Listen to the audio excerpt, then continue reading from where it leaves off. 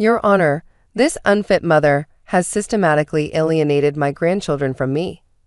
My mother-in-law, Diane Pearson, sobbed dramatically in the courtroom, her voice carrying just the right tremor to sound convincing.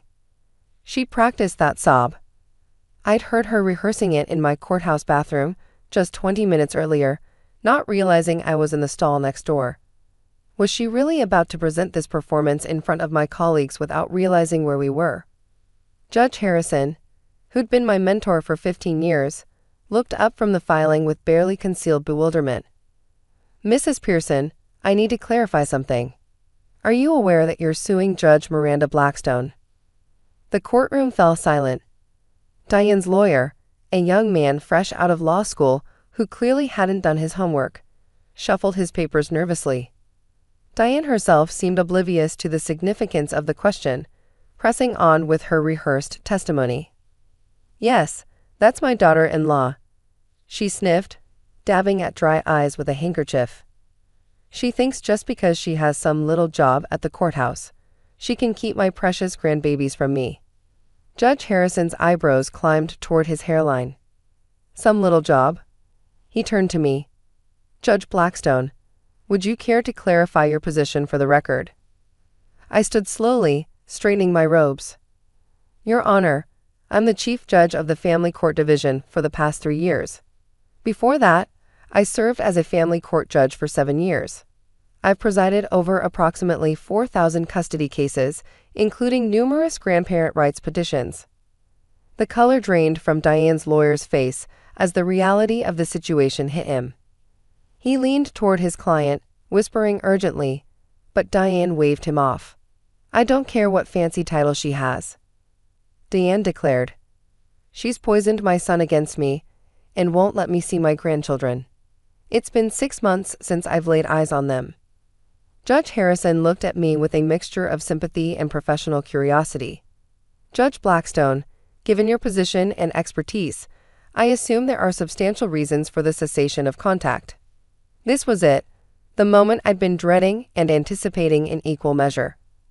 Your Honor, there are indeed substantial reasons. I have extensive documentation, including police reports, medical records, and video evidence that I'm prepared to present. Video evidence? Diane scoffed. What video evidence? This is ridiculous. The nanny cam footage from August 15th, I said quietly, watching her face transform. The one that shows you giving my 3-year-old daughter Sophia a double dose of her ADHD medication to calm her down for your church fundraiser. The courtroom was so quiet you could hear the court reporter's fingers freeze over her keys. That was just a mistake, Diane started. And the footage from September 22nd, I continued, my voice steady despite the anger bubbling underneath, where you locked my 5-year-old son Nathan in your basement storage room for 2 hours because he accidentally spilled juice on your carpet. You told him there were rats down there that would bite him if he made noise. He needed to learn. And October 10th, when you drove both children to the mall without car seats, going 85 miles per hour on the freeway while video calling your sister to brag about how you don't follow ridiculous government safety rules. Judge Harrison held up his hand. I think I've heard enough to warrant a full review of this evidence. Mrs. Pearson, do you have legal representation present? Her lawyer stood on shaking legs. Your Honor, I was not made aware of these allegations. Mrs. Pearson assured me this was a simple case of a controlling daughter-in-law. Counsel, Judge Harrison interrupted, not unkindly, I suggest you request a recess to review this new information with your client. But Diane wasn't finished. She stood up, her carefully constructed grandmother facade crumbling. You've always been jealous of me, Miranda, ever since Michael chose me as his mother over you as his wife. I actually laughed. I couldn't help it. Diane, that doesn't even make sense. Michael and I have been happily married for 8 years. You turned him against me. Before you came along, he called me every day, visited every weekend. Your Honor, I interjected, if I may present Exhibit A. I pulled out my phone and connected it to the courtroom's display system. a perk of knowing exactly how everything worked. These are text messages between Mrs. Pearson and my husband from 2015, a year before we met. The screen filled with message after message. Stop calling me at work, Mom. I'm not coming to dinner. You can't keep showing up at my apartment. I'm changing my locks. This is not normal. I'm 28 years old. Stop tracking my phone. Those are fake, Diane shrieked. They're verified by phone records, I said calmly. Which brings me to Exhibit B, the restraining order Michael filed against you in 2014, which you violated 3 times. Judge Harrison was reading through the file I'd submitted with increasing alarm. Mrs. Pearson, it says here you broke into your son's apartment and rearranged his furniture and installed hidden cameras. I was worried about him. He was dating an inappropriate woman. Your Honor, I continued, after Michael and I began dating, Mrs. Pearson escalated her behavior. She hired a private investigator to follow me. She called my workplace making false allegations, which, given that I was already a judge, did not go over well. She attempted to access my sealed adoption records from when I was a child. How dare you bring that up? Diane snarled, dropping all pretense of the grieving grandmother. You're not good enough for my son. You're not even his real type. He always dated blondes before you. You must have trapped him somehow. Is that why you told our wedding guests I was pregnant? I asked. Even though our first child wasn't born until 2 years later. Or why you wore a white dress to our wedding and tried to sit in the seat reserved for my deceased mother? The young lawyer was practically sliding under the table. Judge Harrison looked like he was watching a train wreck in slow motion. Let's move on to the specific incidents that led to the cessation of contact, I said, pulling out more files on my tablet. On June 3rd of this year, Mrs. Pearson was babysitting while my husband and I attended a judicial conference. We came home to find she had cut our daughter's hair. It was too long, Diane protested. Into a buzz cut, I finished. Because she said Sophia's beautiful curls made her look ethnic and ungodly. She used Michael's electric razor. Our 3-year-old was traumatized. Then on July 19th, I continued, she took both children to get baptized at her church without our knowledge or consent. We're Jewish, Your Honor. Both children came home confused and upset, saying Grandma told them Mommy and Daddy were going to hell. Judge Harrison's jaw had dropped slightly. She performed religious ceremonies on your children without permission. The pastor didn't know, I clarified. She told him we asked her to handle it while we were too busy with work. We have his sworn affidavit. This is persecution. Diane stood up, shaking. You've always hated me. You've poisoned Michael against his own mother. A real wife would bring families together, not tear them apart. A real grandmother, I said quietly, wouldn't feed her grandchild medication to sedate her. Wouldn't terrorize a 5-year-old with lies about rats. Wouldn't endanger their lives by refusing to use car seats. Your Honor, the young lawyer pleaded, could we please have that recess now? But Judge Harrison was looking through more of my evidence. Judge Blackstone, this psychiatric evaluation. Court ordered, I confirmed. After the basement incident, the diagnosis is narcissistic personality disorder with paranoid features. Mrs. Pearson refused the recommended treatment. Because I'm not crazy, Diane screamed. You're the crazy one. What kind of mother keeps children from their grandmother? What kind of wife turns a son against his mother? The kind who protects her children, I said simply. Your Honor, I have 17 hours of nanny cam footage showing Mrs. Pearson's behavior. I have documentation of every incident. I have witness statements from neighbors, teachers, and other family members. I even had a letter from Michael's therapist explaining how his mother's behavior has affected his mental health since childhood. Lies. Diane was fully unraveling now. All lies. You coached everyone. You probably threatened them with your judge powers. Judge Harrison had seen enough. Mrs. Pearson, I'm going to stop you right there. Suggesting that Judge Blackstone has abused her position is a serious allegation. Do you have any evidence? She doesn't need evidence. Diane spat.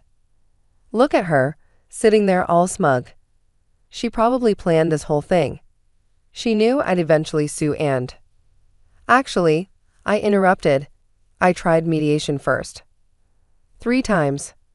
Mrs. Pearson walked out of every session when the mediator suggested she might need to respect boundaries. I pulled up the mediator's reports on the display. Each one detailed Diane's escalating behavior, her refusal to acknowledge any wrongdoing, and her threats to take those babies away from that unfit mother if it's the last thing I do. She threatened to take your children? Judge Harrison asked. Repeatedly. We have it in writing. Text messages, emails, even a letter she sent to my husband's workplace saying she was going to prove I was an unfit mother and gain custody herself. Because you are unfit, Diane shrieked. What kind of mother works full-time? What kind of mother puts her career before her children? When I was raising Michael, you had 5 nannies in 6 years, I said. Michael told me. You fired each one when he got too attached. Your Honor, the poor lawyer tried again. My client is clearly emotional. Your client, Judge Harrison said sternly, has made serious accusations against a respected member of the judiciary without a shred of evidence. She's admitted to multiple instances of endangering minor children. And based on what I'm reading here, she's lucky criminal charges haven't been filed. Actually, I said, reaching for another folder, about that. Diane's face went white. You didn't. Child endangerment, reckless driving with minors in the vehicle, and administration of controlled substances to a minor without parental consent. I listed. The DA is reviewing the case. I recused myself from any involvement, of course. You vindictive little. Diane lunged toward me, but the bailiff was faster, stepping between us. Mrs. Pearson. Judge Harrison's voice boomed. You will control yourself in my courtroom. She ruined everything. Diane sobbed, real tears this time. I just wanted to see my grandchildren. Is that so wrong? Wanting to see them? No, I said quietly. But drugging them, terrorizing them, endangering them, and trying to indoctrinate them against their parents' wishes? Yes, Diane. That's wrong. Judge Harrison had heard enough. I'm prepared to rule on this petition. Mrs. Pearson, your request for grandparent visitation rights is denied. Furthermore, based on the evidence presented, I'm issuing a restraining order. You are to have no contact with the minor children or their parents. Any violation will result in immediate arrest. You can't do this, Diane wailed. I can, and I have. Additionally, I'm referring this case to Child Protective Services for review and recommending that the criminal investigation proceed. Counsel, I suggest you advise your client to seek both legal representation for the criminal matters and psychological treatment. The young lawyer was already packing his briefcase, probably calculating how fast he could drop this client. This isn't over. Diane pointed at me as the bailiff moved to escort her out. You think you've won, but I know people. I'll go to the media. I'll tell everyone how a corrupt judge is keeping a grandmother from her babies. You do that, I said calmly. I'm sure they'll be very interested in the nanny cam footage, especially the part where you're explaining to my 3-year-old that mommy is evil because she won't let grandma move in and fix this broken family. As she was let out, still screaming about corruption and stolen grandchildren, Judge Harrison turned to me. Miranda, I'm sorry you had to go through this. In all my years on the bench, I've rarely seen such a clear-cut case of grandparent misconduct. Thank you, Your Honor. I'm just grateful she filed here, where everything could be properly documented.